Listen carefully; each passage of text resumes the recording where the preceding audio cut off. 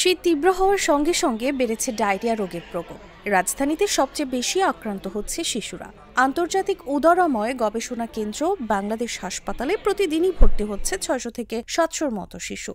এমন অবস্থা যে হাসপাতালের সামনে তাঁবু গেড়ে চিকিৎসা দেওয়া হচ্ছে ডায়রিয়া আক্রান্তদের। মহাখালীর হাসপাতালটিতে দেখা যায় প্রধান গেটের পরই বড় করে টানানো হয়েছে তাঁবু, যদিও এখনও সেখানে বেড করার প্রয়োজন পড়েনি।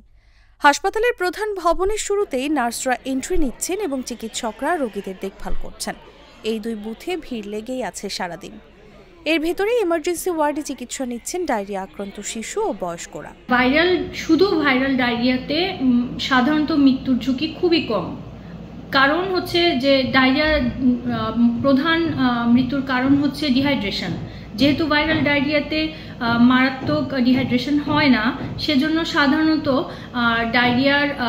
শুধু ডায়রিয়াতে মৃত্যুর হার খুব কম। কিন্তু ডায়রিয়ার সাথে কিছু যদি তার কোমরবিড কন্ডিশন থাকে, যেমন হচ্ছে বাচ্চা যদি অপুষ্টিতে ভোগে, মারাত্মক অপুষ্টি থাকতে পারে, হাতে পায়ে পানি চলে আসতে পারে, সেরকম শিশুর যদি ডায়রিয়া হয়, তার যদি শরীরের লবণ মারাত্মকভাবে হ্রাস পায়, শিশুর যদি নিউমোনিয়া হয়, এই সমস্যাগুলো থাকলে বা রক্তে যদি ইনফেকশন ছড়িয়ে যায়, যেটাকে আমরা সেপসিস বলি, সেপটিক শক বলি, এই সমস্যাগুলো যদি থাকে তাহলে শিশুর এগুলো মৃত্যুর কারণ হতে পারে।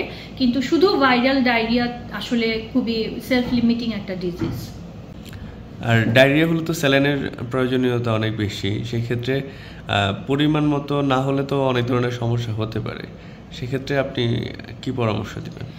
এটা খুবই গুরুত্বপূর্ণ যে ওর স্যালাইন অবশ্যই ডায়রিয়ার জন্য ব্যবহার করা একটি ওষুধ হিসেবেই খাওয়াতে হবে। এটি সঠিক নিয়মে বানাতে হবে। প্রতিটি ওর স্যালাইন আমরা বাজারে যেগুলো কিনে থাকি, সেগুলোর প্যাকেটে নির্দেশনা লেখা থাকে কোন স্যালাইনটা কতটুকু পানিতে গুলাতে হবে।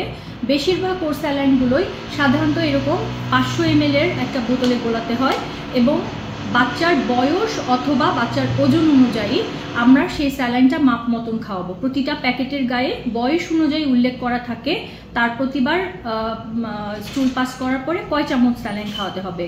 এর পাশাপাশি আরেকটা হিসাব যেটা আমরা খুব সহজেই করে ফেলতে পারি, শিশুর ওজন অনুযায়ী বাচ্চার যত কেজি ওজন আমরা তত চা চামচ ওর স্যালাইন খাওয়ালে সেটাই বাচ্চার জন্য যথেষ্ট। ধরে নেই কোনো শিশুর ওজন যদি 10 কেজি হয়, প্রতিবার স্টুল পাস করার পরে তাকে 10 চা চামচ করে ওর স্যালাইন খাওয়ানোটাই যথেষ্ট। আর ওর স্যালাইন যদি কোনো কারণে আমরা বানাতে ভুল করি অথবা মাত্রার চাইতে বেশি খাওয়াই, তাহলেও এটা জটিল আকার ধারণ করে। রক্তে সোডিয়াম লবণের পরিমাণ বেড়ে যায়, শিশুদের হাইপারনাট্রিমিয়া নামক একটা জটিল সমস্যার সম্মুখীন হতে হয়। এতে বাচ্চার খিঁচুনি হয়, বাচ্চা অজ্ঞান হয়ে যায় এবং এটা আসলে আইসিইউতে তখন অ্যাডমিট করে এটার চিকিৎসা করা লাগে। ঠিক তেমনি ওর স্যালাইন পরিমাণের চাইতে যদি কম খাওয়ানো হয়, তাতেও কিন্তু বাচ্চার মারাত্মক পানিশূন্যতা ডেভেলপ করতে পারে, সেটিও তার জন্য ঝুঁকির কারণ। কাজেই ওর স্যালাইন খাওয়ানোটা অবশ্যই পরিমাণ মতো, ওজন অনুযায়ী অথবা বয়স অনুযায়ী চালিয়ে যাওয়া উচিত। আমার একটা স্মার্ট সিদ্ধান্তে 25% গ্যাসের খরচ কমেছে। ভাবছেন কিভাবে?